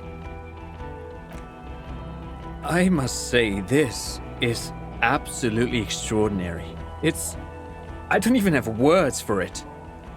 Yes, it really does make it hard to fire the drunk. This is a very, very sad man who has just seen something that's made him forget his sadness. Now you make your case. Now is the time. Now or never. Yes. Fallen through a gap in a boardwalk. Drunk. The body was transported to Precinct 41, our morgue. I had Tilbrook and Mullins take care of funeral arrangements and family stuff. You're not the only cop in the world, Harry. This all comes back to us. Still, good work with the missing person, Detective. It's still a point for you. No denying it. I don't know what a doomed commercial area is. Why? That's not what you were supposed to do here. There was a possible witness in there, and it was close to the crime scene. He was just chasing a lead and ended up advising a local shopkeeper. It was okay. Of course. Call it community outreach, right? Who's Kuno? You don't want to know. You're right, Lieutenant. I don't. You snorted the drugs, I know you did. It's alright. I mean, at this point, anything is but the drink. Female? What makes you think so? You had to see it. It had the subdued colors of a female. And the nesting behavior too, I think. Incredible. Were there eggs in the nest? Not as far as I could see. There were other things there, though. Actually, you know, this would indicate it was a male. This is far from anything in my field, but I think such nests are called bowers. They are for attracting mates. Bowers are built by males of the species who can't afford colorful mating displays physically. This one was plain colored. Must be robust if it can move a helmet with its limbs. As in cloning itself? What makes you think so? Then it wouldn't matter if it's male or female. The bower would just be rudimentary behavior from before the parthenogenetic mutation. That makes sense, yes. Very interesting. Such organisms are extremely vulnerable to disease. A single strain of bacteria could wipe out the whole species. We're probably looking at conservation efforts here. Yes, but also reed-colored, beige and brown, a little green on the outside. After unfolding from a single stalk, it still retained parts that looked like reed tufts on its limbs. Incredible. The PR value of this is exceptional. Carp discovers new species. Maybe even discovers the Insulindian phasmid. No, that's too much. This would really help with some of the problems we've been having. Absolutely, this is great. This does not say vigilante murderers to me at all. This says science, news, human interest. You know, it's a really good thing you have that photo. Without it, You're doing good here. Perhaps only for a moment, but still. Quit while you're ahead? Or no? Lilianovich. A revolutionary matronym. The custom started in Grad, where they have patronyms. Krasovich, Lasovich, etc. The revolutionaries saw this as a chauvinist atavism, so they used matronyms, derived from the mother's name instead. This man's mother was Lilian. His Lilian's son, Lilianovich. The custom was overturned after the revolution failed, but not before it made it to Revachol. So, it is what a soldier of the ICM would be called. thank you, Trant. Thank you for that piece of cultural theory. You said you have a motive? Of course, excuse me, I just thought it was noteworthy. He wasn't quite sure about the straggler before he heard this detail. It must have convinced him. Jealousy. I thought this Lilianovich was an old man. To have been hiding for 50 years, like 70-something. A strange psychosexual fascination, the result of spending all this time in solitude on the islands of this bay, and trauma too. He himself gave a political reason. In his mind, he had killed an enemy combatant. Also, we have a sniper's nest with full view of the room in which the mercenary died, right on the island, and 2 officers on the scene that Mr. Dross confessed to. It's a clean win. Oh, it's way more than that. Perfect folding mechanism. Get over yourself, Harry. I can still smell the booze on the wind. God damn it. Doesn't it ever leave? It is there, like in your bones or something. It will pass in time. I don't want to, but you discovered a new species and solved the murder. So I have to. Jude. Anything that ends the trial is okay with me. Agreed. The public relations potential of this is too valuable to let go. Okay. We have vehicles in the square, and the perpetrator needs to be taken into custody. Let's go. Now you will finally get to know who you are. The man looks westward, impatiently. Who are you? You're a gym teacher, Harry. Well, obviously you're not a gym teacher anymore, but... Before you were a cop, you were a gym teacher in Coron. It's getting really cold outside. Should we maybe... Harry, it explains everything. The running around, the jumping, the shot put, your inexplicable facial hair. Some of your more old-school wording choices. Your posture, even. The constant stretches. Also, this guy. Just everything about this guy. In your 20s or late 20s, you've really let yourself go since then. Yes, you taught gym in Cool. I believe that's the term. Taught gym at a high school. You were a high school gym teacher. The smell of sweat and glue. The worn floorboards. Kuro is just east of Jamrock.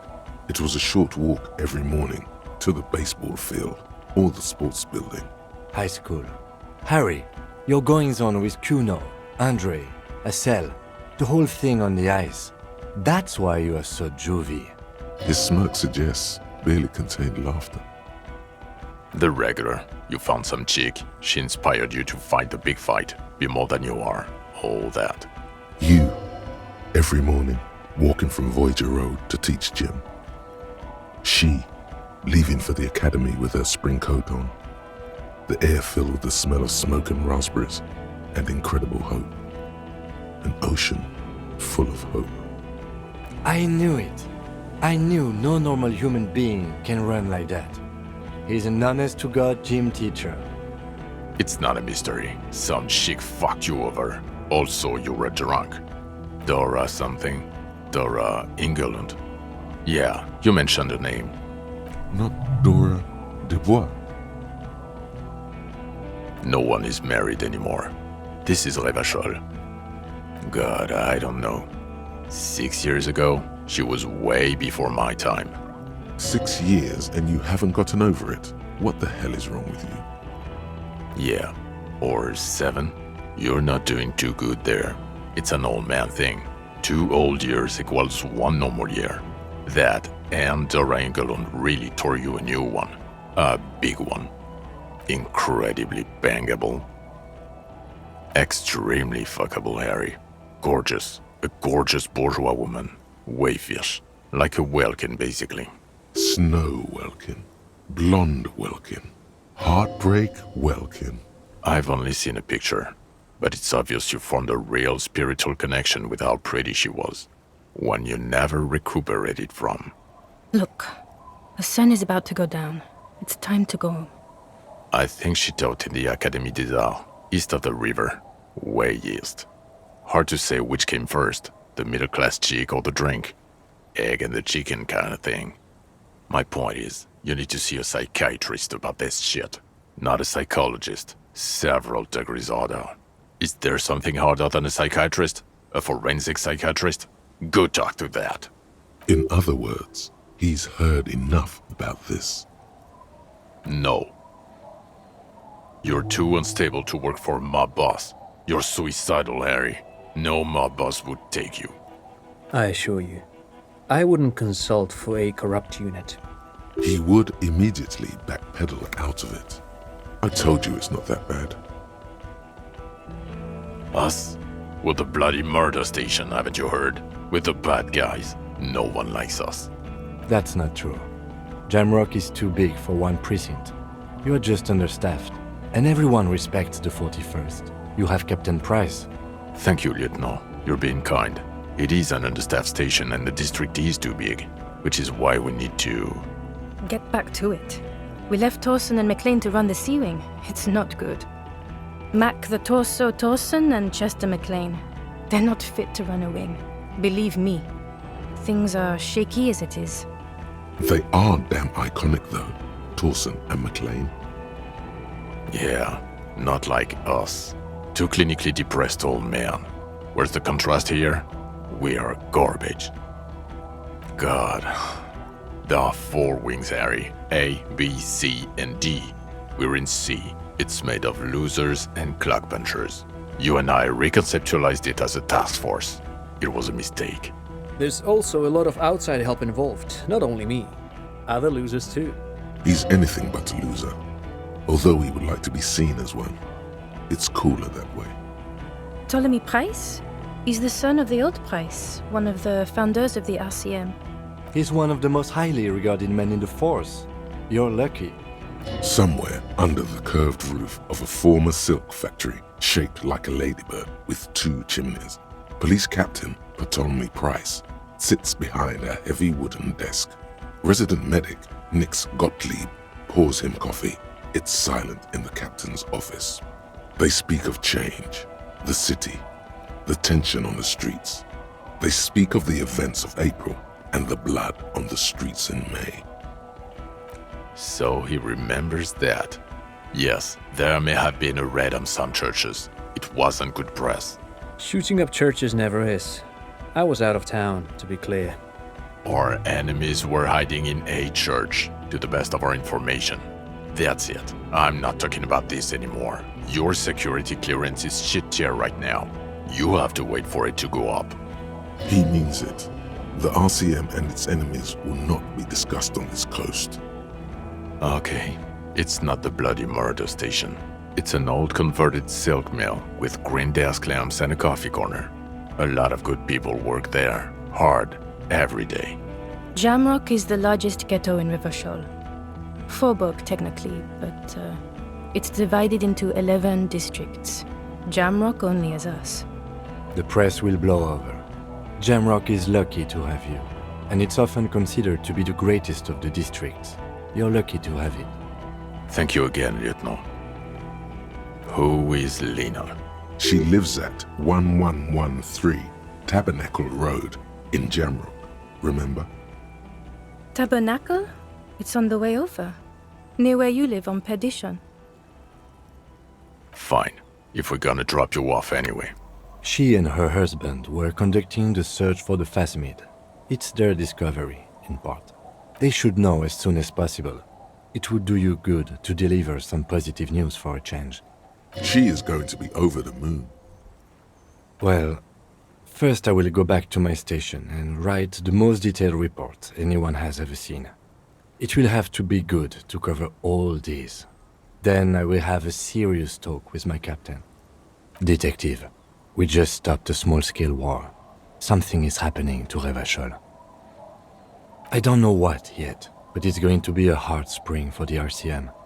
We need to get ready, infiltrate, investigate. Talk to Captain Price? I'd rather not ruffle the feathers of two captains with my doom-mongering. Work with Price? I'm flattered, but I don't know if I... Would fit in. And crazy enough. Can take the stress. He doesn't know how to finish the sentence. This truly came as a surprise to him. Not a bad one, but he's at a loss. Flattered? You're Lieutenant Kitsuragi. We would be flattered if you even considered. I would have to tie things up in GRIH first. But, I mean, whatever is coming, Jamrock will be more central to it than the harbor. And we also have a huge caseload, Lieutenant. Piles that we need to get back to. Mountains, even. I do like the sound of that. He's really considering it. Good. Fuck it, let's go. Trump brought his motor carriage. It's a 20-minute drive to Jamrock. Under the afternoon sky, the great district hums. A chessboard of wooden houses, 80,000 living souls, and chimney stacks. Fire traps as far as the eye can see. From Main Street to Precinct 41, to Boogie Street, forking into the snow-swept horizon. You close your eyes and hear the dogs bark. A lone woman sits by a factory window, dreaming of meteorite strikes. On Rue de Saint-Jérôme, a square bullet slides into a square-shaped chamber. In Old South, a man without eyelids smiles. Spring has come. It's time. Dawson? Yes. McLean? Yes. Heidelstein? No. Vicmere? Yes. Dubois? Of course. Really? Nix Gottlieb looks up from the list. I hear he's unstable. You say that like it's a bad thing. Captain Potomny Price gestures with a ballpoint pen. It's dim in his office, and the curtains are drawn. Harry's our man. He'll pull through. When he does, he'll side with the people. Understood. Gottlieb returns to the list. Minnow? Of course. Wonderful. Then can we please just go back to Jamrock now?